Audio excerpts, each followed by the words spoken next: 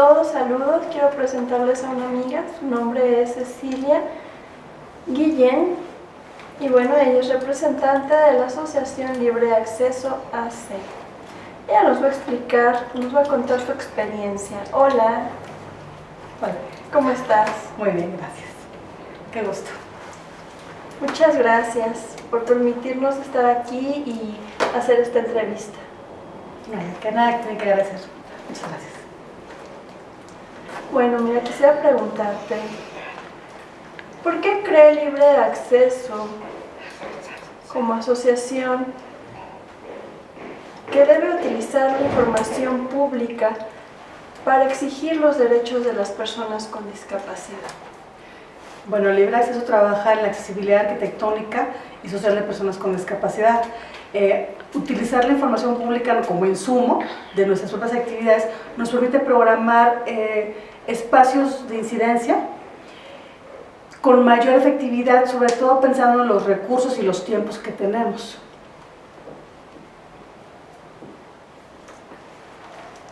Gracias. ¿Cómo ves la idea, la propuesta de que la información pública o que la información pública la usen en su trabajo diario como libre acceso? Bueno, nos es muy útil. Por ejemplo, yo trabajo en la comisión legal y en esta comisión, por ejemplo, planificamos o bien recursos de poca complejidad ante la comisión de, por ejemplo, la COPRED o la CONAPRED, que son comisiones para prevenir discriminación a personas con discapacidad y a otros grupos vulnerables, o para decidir si tiene que ser una acción más compleja, como un juicio de amparo, alguna queja de Contraloría. Eso nos ayuda un poco a determinar qué tipo de decisión tenemos que tomar para acompañar a las personas con discapacidad y a nosotros mismos hacer más efectivo nuestro trabajo y documentarlo más a detalle, más sólido el trabajo.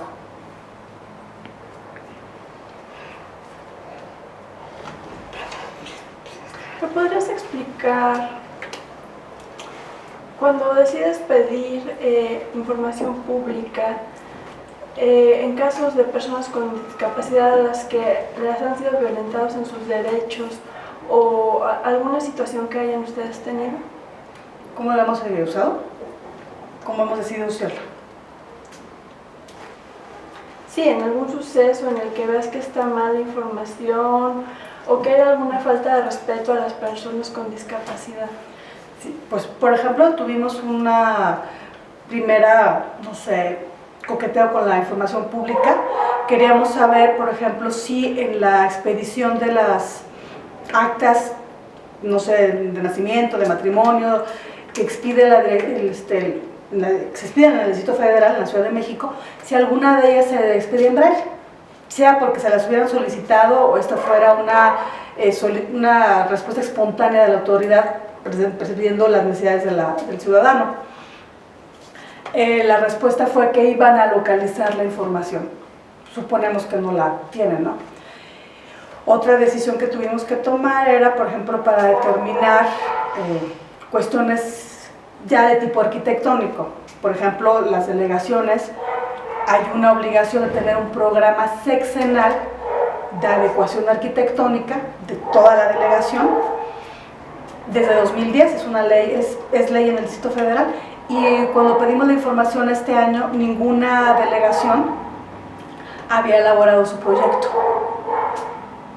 Eso fue una cosa que detectamos y bueno, que tenemos que darle seguimiento para ver qué pasa en cada delegación, y esto afecta a las personas con discapacidad en lo arquitectónico para pues, tener una vida más plena. La verdad, las personas con discapacidad tienen derecho a la información pública, lo dice la ley.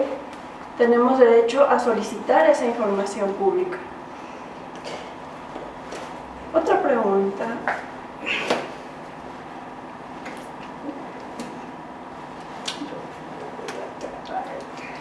El trabajo que han venido elaborando, ¿cómo sientes estas experiencias que han sido tal vez complicadas?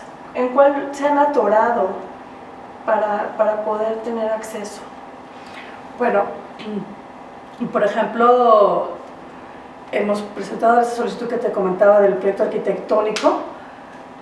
Primero pedirlo y recibir la excusa de que estaban en transición por lo delegacional, cuando es una obligación que ya lleva varios, ahora sí que ya atraviesa más de un sexenio vigente, desde 2010. La otra fue una solicitud, por ejemplo, que pedimos para conocer en el derecho al deporte de las personas con discapacidad motriz qué albercas de la ciudad eran accesibles. Tuvimos el ejemplo de Tlalpan, que no tenían una idea si siquiera alguna alberca cumplía con el requisito de una grúa para personas con discapacidad motriz. Y el otro extremo de la Gustavo Amadero, que nos dijo en qué fecha se instaló la grúa, en qué alberca estaba instalada, y prácticamente, bueno, teníamos el dato preciso de la diferencia pues en que se estaba planificando el deporte para personas con discapacidad a través de este acceso a la información pública. Pero desde decir, ni tengo idea, hasta decir, aquí está y está funcionando. Y eso es excelente. Además da una muy buena impresión del manejo administrativo de las delegaciones. Conocer dónde tienen aventados los documentos.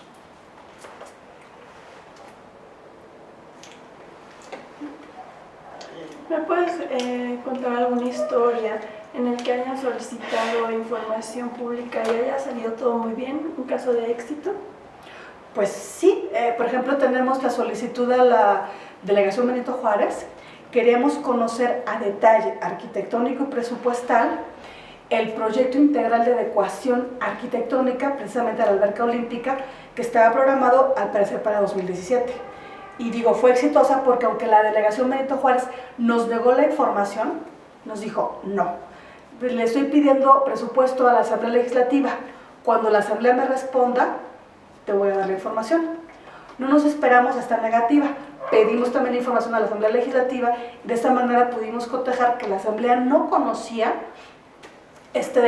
ni siquiera tenía idea de que había un proyecto y de que en realidad nunca le pidió un presupuesto a la Asamblea Legislativa.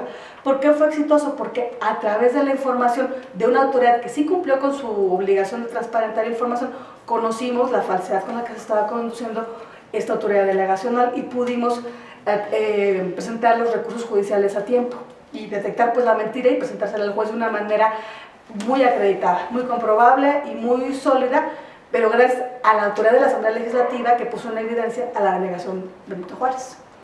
Y bueno, fue exitoso porque se pusieron en evidencia todos, ¿no? ¿Quién cumple y quién no? Ok, eso es verdad. Todos tenemos derecho a la información pública con transparencia. Ok. En libre acceso hay una apertura a todos los derechos de las personas con discapacidad. Para el libre acceso son importantes los derechos de todas las personas con discapacidad, sea el tipo de discapacidad que sea, incluso si no es permanente, todas tienen una necesidad de ser cubiertas sus necesidades, sea por accesibilidad arquitectónica, por ajustes razonables, incluso de otro tipo de ajustes que no necesariamente tengan que ser del tipo, ¿sabes?, de mobiliario y de arquitectos, sino que sean reglas administrativas que faciliten el acceso a las personas con discapacidad.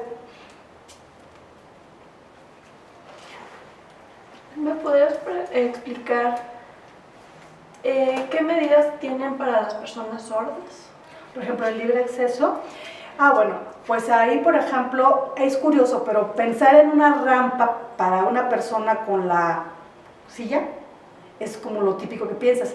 Pero si estás hablando de una persona sorda que va acompañada de alguien más que también está hablando lengua de señas, tienes que pensar en un ancho adecuado para que las personas sigan comunicándose. Vamos, que su comunicación fluya, que no tengas que cortar porque ahora el pasillo es más corto o el espacio no está pensado en ti y en tu manera de comunicarte.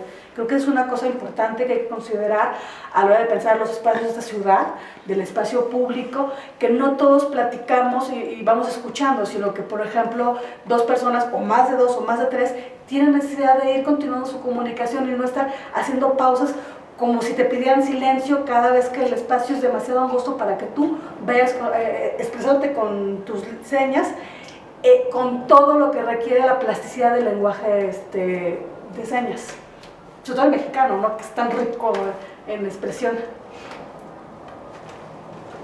Ok, para las personas sordociegas. Para las personas sordociegas, Bueno, pues ahí definitivamente la guía táctil, la guía que se coloca en el suelo, tiene que ser parte del trabajo que se hace para el libre acceso. En ocasiones es complicado, hay edificios, por ejemplo, la Asamblea Legislativa, la Suprema Corte de Justicia, que son edificios, ¿sabes?, históricos y que dicen, híjole, no le quiero mover a mi edificio, es demasiado su valor histórico, y entonces es encontrar a través del libre acceso una opción que ellos puedan cumplir con la obligación de la guía táctil, pero también salvaguardar el valor histórico del edificio. Ese es un dato que parece muy cubierto con la guía amarilla, pero cuando tienes como esta ciudad, estos lugares importantes e históricos, hay que conjugar estos valores y la necesidad de la comunicación de la persona sordocega. Bueno, sí, así.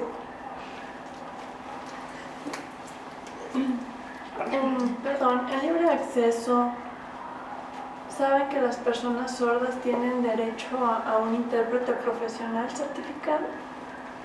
Para que haya derecho a la información, igual materiales en lengua de señas mexicana. ¿Ustedes cómo han hecho alguna promoción?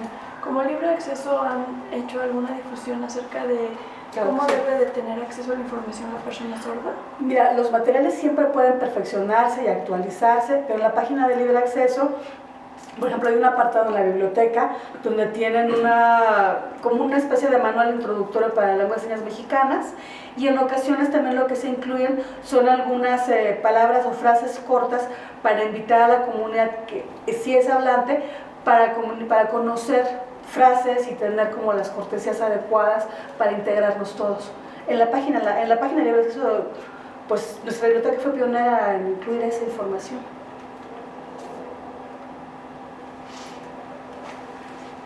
Pues muchas gracias por esa información, es muy valiosa e importante.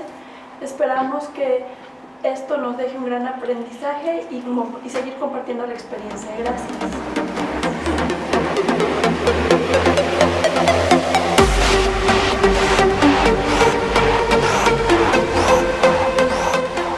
Para nosotros en libre acceso, pues la información pública es el primer insumo con el que podemos apoyar algunas acciones.